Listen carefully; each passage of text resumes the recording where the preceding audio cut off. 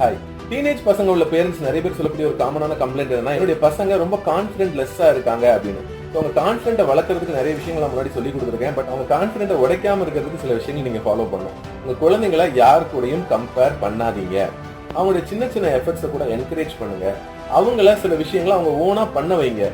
நீங்க எல்லாத்துக்கும் கூடவே இருக்கணும், உங்க சொல்படிதான் கேட்கணும். ஒரு ட்ரெஸ் சூஸ் பண்றதுல ஆரம்பிச்சு அவங்களுக்கு பிடிச்ச விஷயங்களை செய்யறதுக்கு அவங்கள அலோவ் பண்ணுங்க. அதே நேரத்துல அவங்களா சுயமா முடிவெடுத்து ஏதாவது தவறாக வாய்ப்பு இருக்கிறதுனால நீங்க அதை கொஞ்சம் அப்சர்வ் பண்ணிட்டே இருங்க. அவங்க செய்யக்கூடிய விஷயங்கள் ஏதாவது பிரச்சனையா நீங்க நினைச்சீங்கன்னா அவங்க கிட்ட மெல்லமா எடுத்து சொல்லுங்க.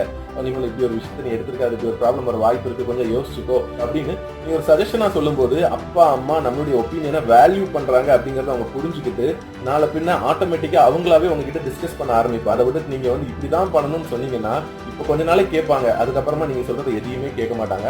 ஸோ உங்க குழந்தைங்களுடைய கான்ஃபிடன்ஸை உடைக்காம இருங்க, அவங்களுக்கு சப்போர்ட்டிவா இருங்க. நிச்சயமா அவங்க உங்களுக்கு பிடிச்ச மாதிரி மாறிடுவாங்க.